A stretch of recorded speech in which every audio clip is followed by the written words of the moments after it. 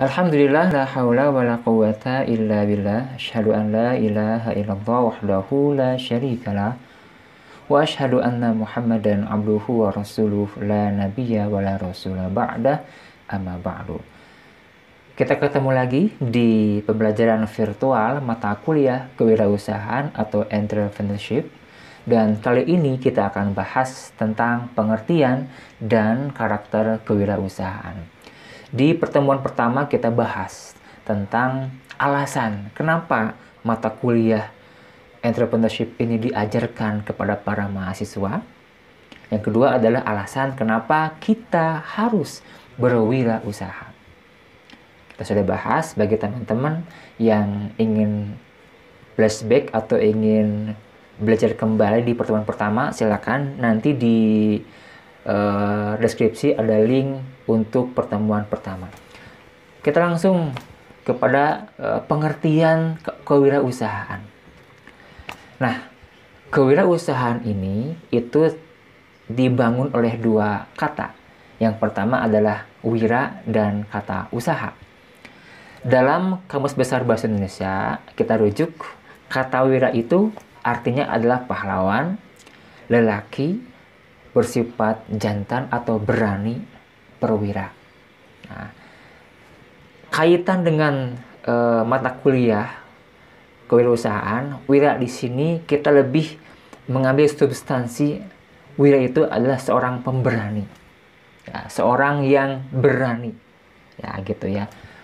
Kemudian kata usaha itu artinya adalah kegiatan dengan mengerahkan tenaga, pikiran, atau badan untuk mencapai suatu maksud. Jadi di sini sudah kita lihat kalau kita merujuk kepada asal katanya, kita sudah bisa mendefinisikan secara substansi bahwa wirausaha itu adalah orang yang berani memulai kegiatan usahanya, kemudian mengerahkan tenaga, pikiran, dan badannya untuk mencapai suatu maksud. Apa itu?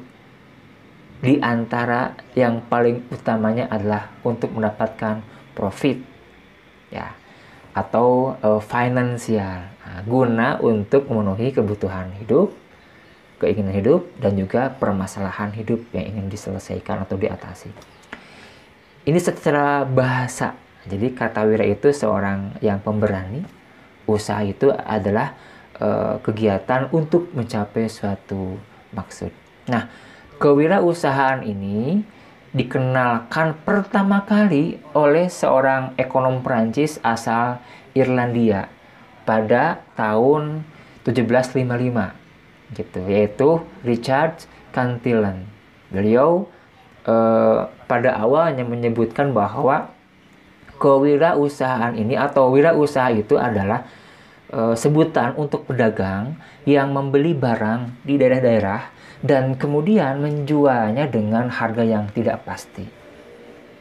Dalam bukunya An Essay on Economic Theory, nah, bisa dicek nanti, atau bisa juga rujuk buku yang ditulis oleh Suryana, Kewirausahaan, Kiat dan Proses Menuju Sukses. Jadi beliaulah, Richard Cantillon lah yang pertama kali memperkenalkan istilah kewirausahaan atau entrepreneurship. Nah, dari sekian teori yang berkembang, jadi teman-teman silahkan rujuk teori-teori atau pengertian-pengertian kewirausahaan di berbagai literatur, di buku atau di yang lainnya gitu. Silakan teman-teman lihat, itu ada banyak khasanah definisi kewirausahaan termasuk sudut pandang ekonom, pebisnis, pemodal, dan lain sebagainya. Nah, dari sekian yang ada, saya tertarik gitu ya untuk sedikit mengupas, meringkas ataupun memperkuat gitu apa yang disampaikan oleh John Cow. Ya, entrepreneurship is described as the process of handling economic activity, undertaking risk, creating something new, organizing, coordinating resources. Entrepreneurship itu dideskripsikan ataupun digambarkan sebagai proses untuk menangani pertama adalah kegiatan ekonomi. Di antaranya kegiatan distribusi, kegiatan produksi, kemudian distribusi, dan akhirnya konsumsi. Inilah 3 kegiatan utama economic activity: produksi, distribusi, dan konsumsi. Artinya orang yang berwirausaha itu akan melakukan kegiatan tersebut gitu. Dia kalau punya gen ataupun karakteristik atau kuatnya di manufaktur, dia akan masuk ke manufaktur. Artinya dia akan membuat produk, menciptakan produk, ya gitu. Jago bikin produk, itu manufaktur atau di produksi. Tapi ada juga orang yang tidak pandai membuat produk, tidak bisa menciptakan sebuah produk. Tapi dia punya keahlian menjual produk atau trading. Maka dalam economic activity ini dia akan berperan di distribusi. Nah itu ya, itulah seorang entrepreneurship. Yang kedua adalah undertaking risk. Dia akan menghadapi, menjalankan, siap berani dengan risiko yang terjadi. Karena teman-teman, ketika teman-teman hari ini melihat orang sukses, kaya raya, jangan lihat hari ininya gitu. Tapi coba cek juga bagaimana dia membangun bisnis, bagaimana dia memulai bisnis, apa tantangan, risiko yang dihadapinya. Nah, di antaranya adalah seorang pembisnis, pengusaha atau entrepreneur itu adalah orang yang siap menghadapi yang namanya tantangan. Kemudian creating something new. Seorang entrepreneurship itu akan bergelut dengan mengkreasi sesuatu yang baru. Ya, ingat kita ada tips ya. Kalau kita ingin bikin produk, maka kita pertama be the first. Jadi yang pertama menemukan produk itu sendiri. Biasanya the first itu akan diingat gitu. Atau be the best, jadi yang terbaik dari yang ada. Atau be the different, jadi yang berbeda dengan yang lain. Nah, seorang entrepreneur itu lebih cenderung dia menciptakan sesuatu yang baru. Creating something new. Yang keempat adalah organizing. Ketika usahanya sudah mulai berkembang, awalnya dia sendirian yang menangani. Ketika sudah mulai berkembang, maka dia tidak bisa menghandle dengan dirinya sendiri. Maka dia hire orang lain untuk bergabung di usahanya. Pertama, seorang dulu misalnya. Seorang yang di-hire bagian gitu misalnya. Lama-lama semakin berkembang, dia butuh orang. Tambah lagi satu, terus sampai berkembang. Banyak orang yang ikut hadir di usahanya. Maka tentunya ketika sudah melibatkan banyak orang, seorang entrepreneur harus mengorganisasikan usahanya. Ya, harus bisa melakukan positioning SDM, the right man on the right place. Itu entrepreneur. Yang kelima adalah coordinating resources, sumber daya yang ada dikoordinasikan. Baik itu SDM atau sumber daya berupa peralatan dan lain sebagainya. Itu. Kemudian model konseptual entrepreneurship kata John Coe itu 4. Pertama, the person. Ya, ada orang yang mengelola usaha. Kedua, the task. Ada job, ada pekerjaan yang harus dilakukan. Ketiga, the organization. Ada organisasi. Ya. Keempat adalah the environment. Ya, ada infrastruktur, ada aset dan lain sebagainya yang menunjang usaha itu kemudian berjalan. Nah, rekan-rekan, secara substansi ini adalah tawaran saya gitu ya. Substansinya adalah kewirausahaan itu usaha yang dilakukan untuk memenuhi kebutuhan dan keinginan serta memecahkan permasalahan hidup. Itu substansi kewirausahaan menurut saya pribadi. Jika teman-teman tidak sepakat, Silakan bisa komen nanti ya. Bisa komen di video ini apa yang harusnya ditekankan pada substansi entrepreneurship ini. Jadi intinya adalah usaha yang kita lakukan untuk memenuhi kebutuhan dan keinginan serta memecahkan permasalahan hidup yang ada di kita. Gitu. Udah pengertian, teman-teman. Nah, sekarang kita ke karakter entrepreneurship. Saya ambil dari pendapatnya M. Scarborough dan Thomas W. Zimmerer. Tahun 93, beliau mengatakan ada 8 karakter entrepreneurship. Yang pertama adalah desire for responsibility.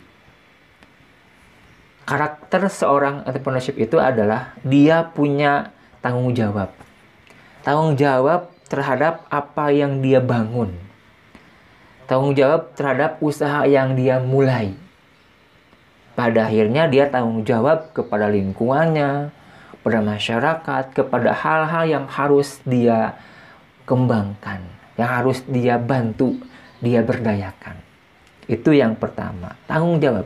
Yang kedua, preference for moderate risk. Dia akan mencari risiko yang moderat. Artinya tidak terlalu tinggi risikonya atau tidak terlalu rendah. Dia di pertengahan, muktasid gitu ya, di pertengahan. Kenapa? Karena dia punya asumsi ya, yang namanya buka usaha itu gambling, bisa untung, bisa rugi. Maka dia pertimbangkan, ketika dia rugi tidak terlalu rugi, ketika dia untung ya dia alhamdulillah untung gitu. Nah, ini menjadi sebuah hal yang memang rasional ya, rasional. Ketika nanti pada akhirnya ada risiko dan kemudian usahanya harus terhenti, maka dia kemudian tidak kiamat tanda kutip ya, tapi bertahan dan kemudian belajar, kemudian melanjutkan kembali setelah mempelajari risiko yang terjadi. Yang ketiga, confidence of their ability to success. Dia optimis, dia percaya diri dengan kemampuan yang dimiliki untuk mencapai sukses. Inilah pendorong yang sangat kuat. Kenapa orang bertahan? Kenapa orang berani memulai usaha dan bertahan ketika ada risiko? Ya, ada tantangan, ada hambatan, bertahan. Kenapa? Karena dia punya keyakinan bahwa dia akan sukses. Gitu, rekan-rekan ya. Yang keempat adalah desire for immediate feedback. Dia ingin segera berhasil. Dia ingin segera sukses. Karena ingin segera sukses, maka dia pun bersegera. Nggak berlambat-lambat, nggak melehoi gitu ya semangatnya. Karena dia ingin segera berhasil, dia bersegera. Segera mulai. Kemudian fast learning, cepat belajar. Ketika ada sesuatu yang harus dia hadir, dia segera hadir. Ketika ada masalah, dia segera selesaikan masalah itu. Dia bersegera karena di kepalanya ingin segera sukses, segera berhasil. Yang kelima adalah high level of energy. Dia punya energi yang luar biasa. Ya. Apa alasan dia kemudian punya energi yang luar biasa? Nah, di antaranya adalah dia punya dream, the big dream, punya impian yang besar. Maka hari ini teman-teman silakan tanyakan pada diri, kira-kira apa alasan saya harus membuka usaha? Apa alasan saya harus punya energi yang kuat untuk mewujudkan hal tersebut atau untuk menggapai sukses? Simpelnya gini, kenapa teman-teman harus sukses? Nah, silakan, apa big dream-nya? Apa impian terbesarnya? Kalau orang punya impian besar, maka dia punya energi yang besar. Kalau orang impiannya biasa-biasa, ya semangatnya, energinya juga biasa-biasa. Atau bahkan lebih melehoi, lebih santai gitu dengan waktu yang sangat cepat berlalu. Yang keenam, future orientation. Dia punya orientasi masa depan. Nggak mikir hari ini saja. Dia mikir ke depan bagaimana. 10 tahun kemudian saya seperti apa. gitu ya, anaknya, isinya seperti apa ke depan. Nah, dia pikirkan future orientation. 10 tahun kemudian usahanya harus seperti apa. Nah, dia pikirkan. Kemudian yang ketujuh, skill at organizing. Dia punya keterampilan mengurus organisasi bisnis. Dia punya kecakapan untuk mengorganisasikan usahanya. Artinya dia berperan sebagai pemangku kebijakan gitu ya. Seorang yang bisa memanage usahanya, orang yang bisa mengatur bisnisnya, usahanya, sampai pada akhirnya orang-orang yang terlibat di usahanya mendapatkan benefit, ya, mendapatkan keuntungan seperti yang diinginkan oleh mereka. Yang terakhir adalah value of achievement over money. Dia lebih menghargai proses ketimbang uang. Ya, dia lebih menghargai usaha keras, kerja keras SDM ketimbang uang. Ya, meskipun pada prinsipnya uang pun adalah hal yang fundamental, karena justru ketika dia bisnis pun, ketika dia usaha pun, ketika dia hire orang pun, ya inginnya ujung-ujungnya adalah duit, UUD ya, atau U3, ujung-ujungnya uang, kan seperti itu. Tapi uang itu bukan hal yang didewakan terlalu tinggi gitu. Dia akan menghargai proses yang dilakukan oleh dirinya dan juga SDM yang hadir di usahanya. Itu teman-teman resume pembelajaran kewirausahaan untuk subtema atau subjudul pengertian dan karakter kewirausahaan. Silakan teman-teman komen kalau ingin bertanya atau ingin memberikan masukan atau ingin berpendapat juga silakan. Jangan lupa teman-teman like videonya, share videonya ke teman-teman yang lain, dan juga subscribe channelnya. Klik tanda loncengnya agar teman-teman bisa mendapatkan notifikasi jika ada video baru yang saya sudah upload. Ya, silakan teman-teman nanti bergabung di channel ini. Mudah-mudahan kita bisa berdaya, bisa lebih maju, dan pada akhirnya kita sukses bukan sendirian, sukses bersama-sama. Terima kasih teman-teman. Salam entrepreneurship, sukses penuh berkah. Assalamualaikum warahmatullahi wabarakatuh.